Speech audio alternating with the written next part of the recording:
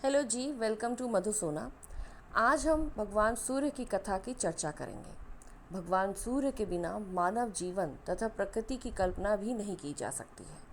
भगवान सूर्य को आदित्य, भास्कर, भानु, सूरज, रवि, प्रभाकर, अरुण इन सभी नामों से भी संबोधित किया जाता है।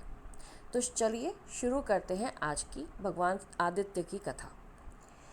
भगवान सूर्य की 3 पत्नियां थीं, संज्ञा, रागी और प्रभा। संज्ञा विश्वकर्मा जी की पुत्री थी।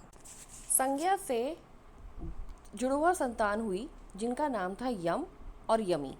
यम यमराज जी की बात हो रही है और यमी जो कलयुग में यमुना नदी है। आज भी हम यम और यमी दोनों भाई बहनों का प्रेम दिवाली के दूसरे दिन भैया दूज के रूप में बनाया जाता है। संज्ञा अपने पति को बहुत प्रेम करती थी, पर अपने पति का तेज सहन नहीं कर पाई। इसीलिए उन्होंने अपने स्थान पर छाया को अपनी जगह रखा और अपने बच्चों और अपने पति की देखरेख करने को कहकर वह अपने पिता विश्वकर्मा के पास चली गईं।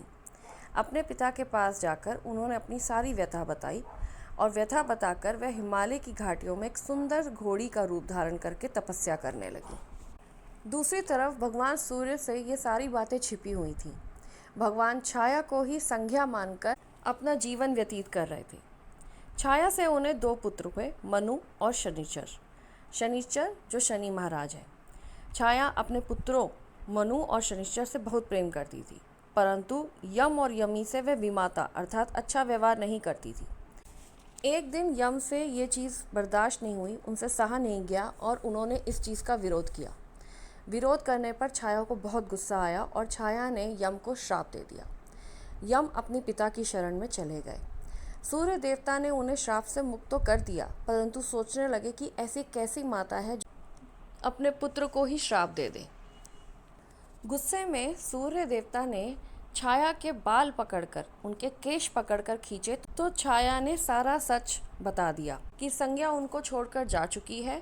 संज्ञा से उनका तेज बर्दाश्त नहीं हुआ, वह सहन नहीं कर पाई और संज्ञा ने अपनी जगह छाया को उनके बच्चे और पति की देखरेख के लिए छोड़ा था। सूर्य बहुत दुखी हुए और वह पछताते हुए अपने ससुर विश्वकर्मा जी के पास पहुँचे। तब विश्वकर्मा जी ने सूर्य का तेज कम करने के लिए उससे विष्णु का चक्र, शिव जी का त्रिशूल, यम का दंड और देवताओं के सेनापति कार्तिकेय के पाश की रचना की। सुंदर नए तपे तपाए सूर्य स्वयं घोड़े के वेश में वहाँ गए जहाँ संज्ञा तपस्या कर रही थी। वहाँ पे दोनों संज्ञा और सूर्य का मिलन हुआ। वहाँ से उन्हें जुड़वा संतान की प्राप्ति हुई जो अश्विनी कुमार कहे गए। दोस्तों, अश्विनी कुमार देवताओं के चिकित्सक और च्यवनप्राश के नेत्रों की ज्योति लौटाने वाले थे।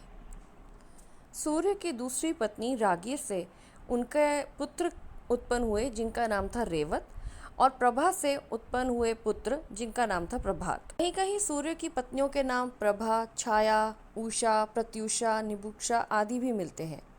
संज्ञा से उत्पन्न सबसे बड़े पुत्र का नाम है वैवस्वत, जिसे हम वैवस्वत मनु के नाम से भी जानते हैं।